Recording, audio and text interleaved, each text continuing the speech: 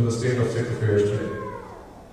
And the first participant for Group 5 that we have drawn the name is Samrat Singh.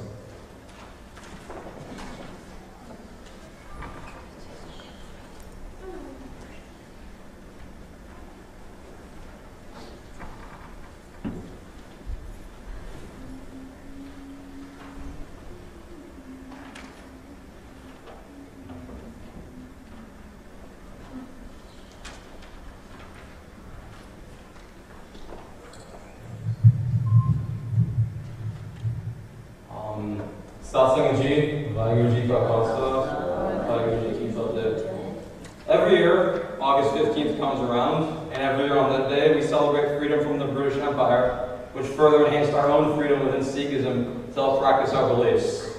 Now, this idea of freedom and independence, this is something we truly embrace. Living in America, which was founded on these values, we become quite used to it, frankly.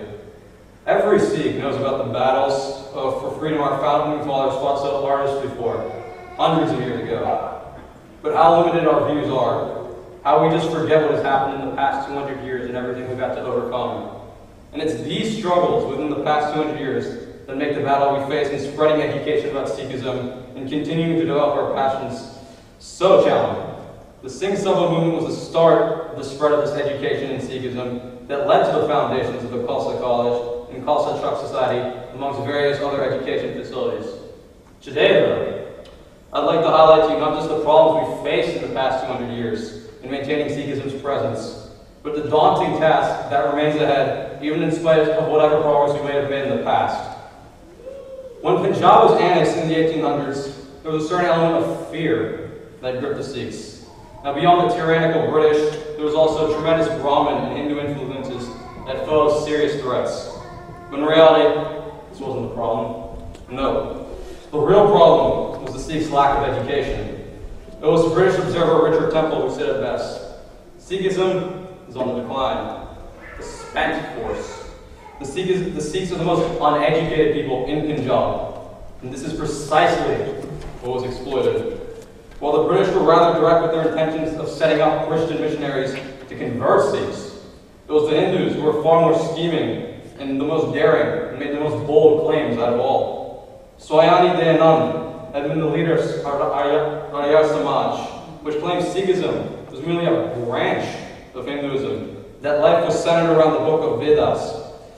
Hindus went out of their way to disparage the Guru Granth Sahib. But most significant was the impediment on the development of education in Sikhism. Now, let's remember, the Singh Sabha movement was an educational advancement. It was centered around building education facilities and propagating the values and ideals of Sikhism.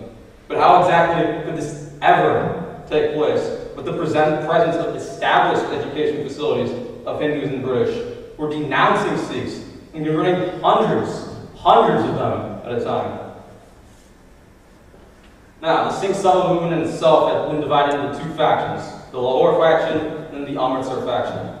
But it was the Amritsar faction that truly exerted the more negative influence, simply because it just lacked the patriotic fervor of its sister. It was led by a man named Baba Kam Singh Bedi, who was a descendant of a Guru family. Yet, he liked himself to being a Guru and thoroughly demanded such respect. So when Baba Kam Singh Bedi became president of Khalsa Diwan in 1884, this was the ultimate tipping point. This is what created tension and hostility never before seen, as he continued to claim himself Guru of the Sikhs. And the Amritsar faction only continued in its false interpretations of Sikhism. The book Yani by Raja Bikram Singh even went as far as attempting to express the correct meanings of the Guru Granth Sahib. We're talking about a society here now. They've been led by a president who considered himself a Guru, a society where people try to interpret the correct meanings of the Guru Granth Sahib. This was the mess that had been created in the 1800s. These were the type of problems that the Singh Sabha movement had to overcome. And while the situation did ever so slightly improve, as the Amritsar faction's conspiracies were eventually exposed, in many ways, damage had already been done. Bhai Sundar Singh had to completely revamp the ideals of the movement to create one that was far more progressive. And this severely slowed the development of Khalsa College and the Sikh educational movement. And in many ways, the propagation of education in Sikhism has been weakened to this day because of all the conflict that was created by the Amritsar faction in the late 1800s. But even in spite of all in such a tumultuous situation, the Singh Sabha movement, rather miraculously, was able to come to fruition through the work of Bhai Veer Singh, who single-handedly was the driving force behind the eventual success of this movement. It was through Bhai Veer Singh's writings that an awareness of the glories of the Gurus was brought to the masses. However, it was his work in launching the Khalsa Truck Society in 1894 which is most noteworthy. Now, through this, ultimately he ended up introducing a new style of literary Punjabi. It is known to this day as the creator of modern-day Punjabi literature. And it was through this Khalsa Truck Society, amongst many other literary works, that Bhai Veer Singh was able to cultivate modern-day Punjabi prose, and he helped millions of Sikhs throughout India rediscover their identity. But Bhai Veer Singh was more than just a great writer. He was a reformer. He spread the cause in need for education by helping to build colleges and schools. Furthermore, through the Khalsa Press and other outlets, it was ultimately Bhai Veer Singh who played a crucial role in the establishment not only of the Khalsa College, but of numerous education committees as well. These educational committees include the Khalsa Diwan Nabba. While the work of Bhai Veer Singh may have been the key to overcoming the negative Hindu and British influences of the late 1800s, it is these education committees that have been crucial towards the propagation of Sikhism throughout the 1900s to this day, and for many future generations. However, even in spite of this rather miraculous effort, and whatever efforts have been made by these educational committees, the current state of Sikh education is in shambles.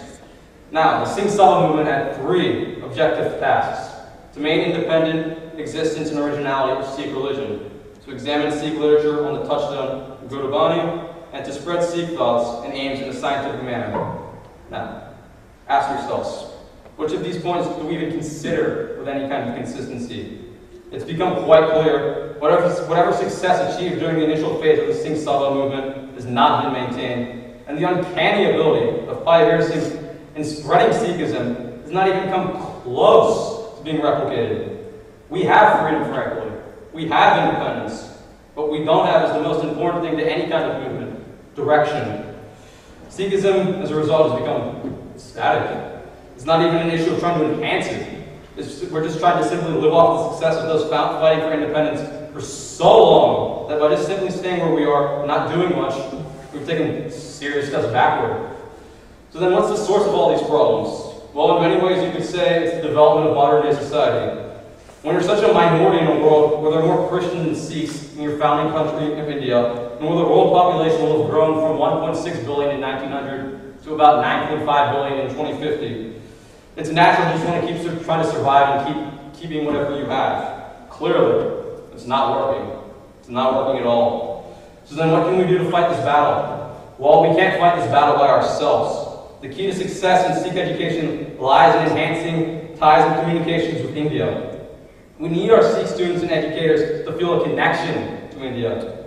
These educational movements must involve parties from both the US and India. The leaders of these educational movements must come from both sides, so citizens from both countries can become involved in education and see the very different lives of Sikhs in India and America, and give a revolutionary perspective. Only then, once we communicate with each other, Sikhism at its finest in India, and in areas where the actual Sikh history took place, can we begin to feel an actual connection, can we feel heritage.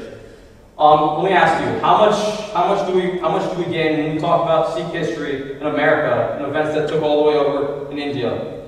Really, how much good does it do us? We need to experience this for ourselves. Only then can we begin to enhance Sikhism and spread its presence in both India and America and then beyond.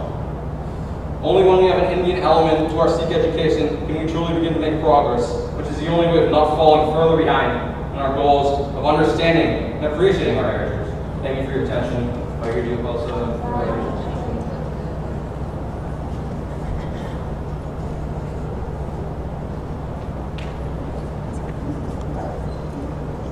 When these fix broken objects, they agonize the damage by filling the cracks with gold. They believe that when something has suffered damage and has a history, it becomes even more beautiful. The Singh Sabha movement filled gold into the cracks that had formed in our Sikh nation. After Guru Gobind Singh Ji, Sikhism fell into decay, disarray, and degeneration. The mission of the Singh Sabha movement was to overcome the problems that were crippling Sikhism.